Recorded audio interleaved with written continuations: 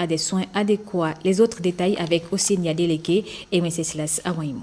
Cette campagne de dépistage des affections oculaires est organisée et financée par l'ONG Bienfaisance Bénin en partenariat avec l'association Coeti Horizon Charity Society.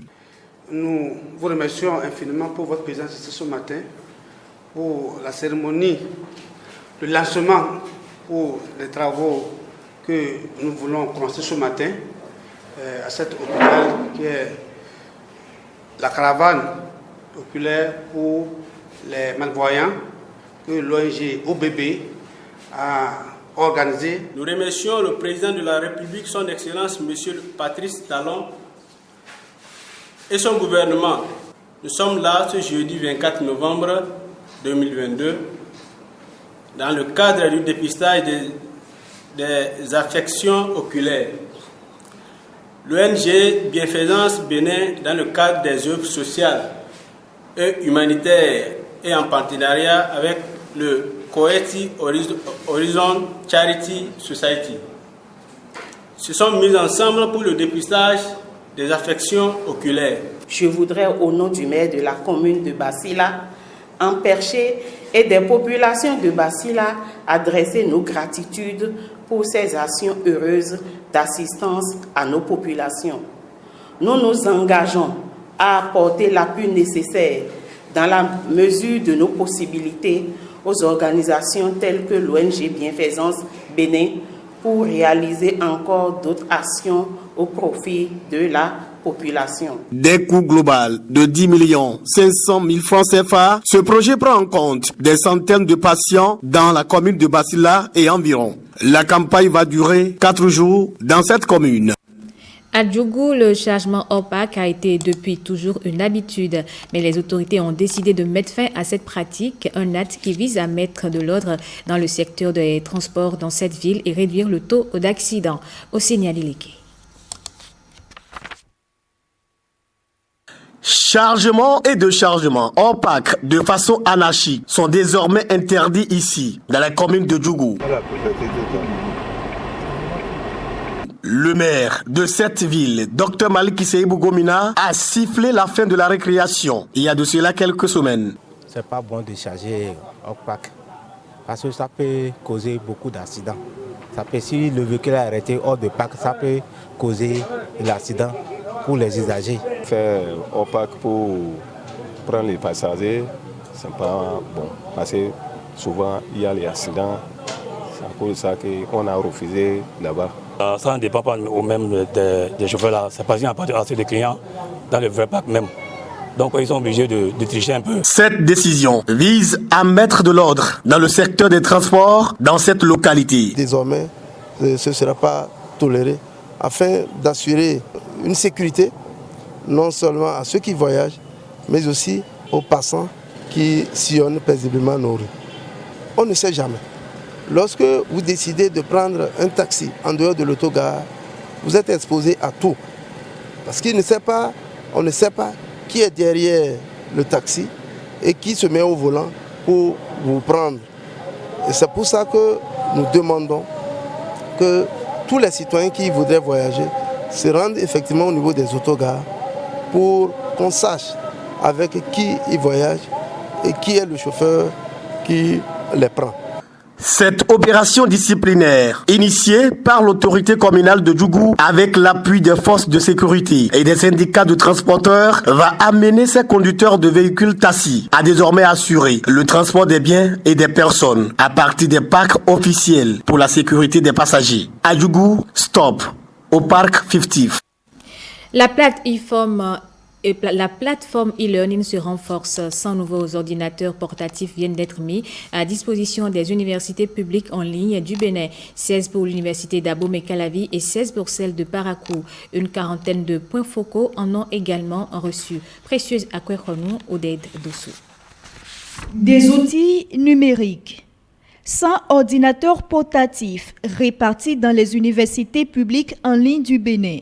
Le gouvernement vient ainsi de booster la plateforme e-learning, un géant programme mis en place pour faire face à la crise de Covid-19. Cette pandémie allait nous enfermer dans nos différentes maisons mais le gouvernement qui a compris qu'il est nécessaire de pouvoir continuer les cours dans nos universités a pris cette mesure pour la poursuite académique et pédagogique.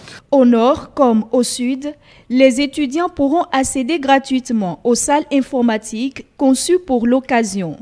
Mieux, la connexion Internet est gratuite pour les étudiants inscrits.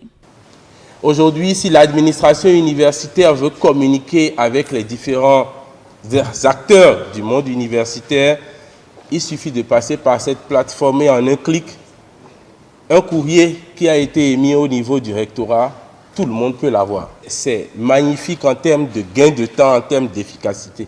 Merci et merci une fois encore. Le e-learning, désormais possible au Bénin. Le gouvernement n'entend pas s'arrêter en si bon chemin. Des études sur les exclusions en matière d'accès au numérique dans les universités nationales sont en cours. Elles devront permettre une meilleure accessibilité de l'outil informatique pour tous. Les petites et moyennes entreprises ne vont bientôt plus éprouver de difficultés à fournir les garanties pour l'obtention du crédit bancaire classique. Les députés de la 8e législature viennent de procéder à une mise à jour des lois sur le crédit bail et sur le bail à usage d'habitation en République du Bénin. Firmin Bassao pour les précisions.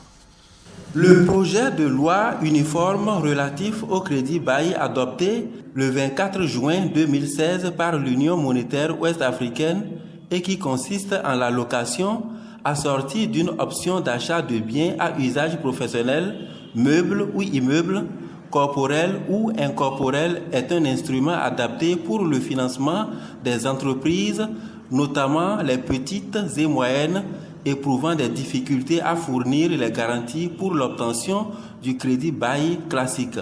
L'article 2 du projet de loi uniforme prévoit que les États doivent prendre des dispositions nécessaires pour son insertion dans leur ordre juridique interne. Pour répondre à cet impératif, le Bénin s'est doté de la loi numéro 217-2 du 3 mai 2017 relatif au crédit bail en République du Bénin. Ce texte, à la pratique, comporte certaines insuffisances qui méritent d'être corrigées. Le crédit bail ne suppose pas de mettre en garantie des biens immeubles. Non, c'est justement un peu pour éviter tout ça que cette loi est votée, pour faciliter l'usage donc des biens meubles et immeubles par des entreprises petites et moyennes. Pour parler terre à terre, un jeune qui s'investit et qui commence par s'insérer, ouvre une entreprise, il peut aller voir une banque qui va lui mettre à disposition un local pour son activité, qui peut lui mettre à disposition une voiture pour son activité, moyennant des paiements à tempérament pour pouvoir solder ce bien. C'est de ça qu'il s'agit de façon concrète. Dès qu'il donne quelques garanties de ce qu'il est soldable, la banque peut lui mettre à disposition tout de suite et maintenant une voiture, peut lui mettre à disposition un immeuble avec des options d'achat et autres. Les députés ont également examiné le projet de loi fixant le régime juridique du bail à usage d'habitation en République du Bénin. Fin de ce journal. Merci à vous de l'avoir suivi.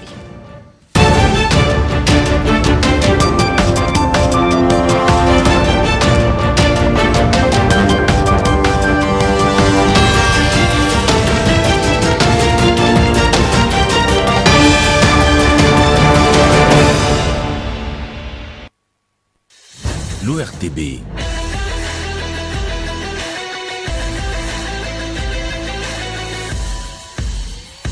Diffuseur exclusif au Bénin de la Coupe du Monde Qatar 2022.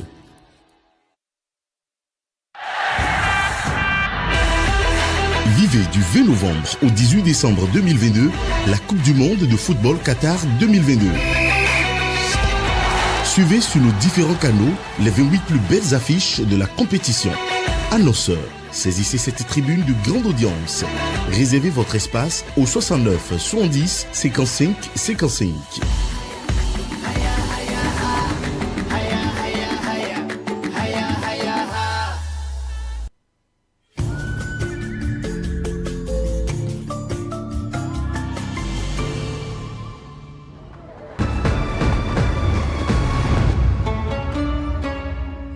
Angleterre, États-Unis,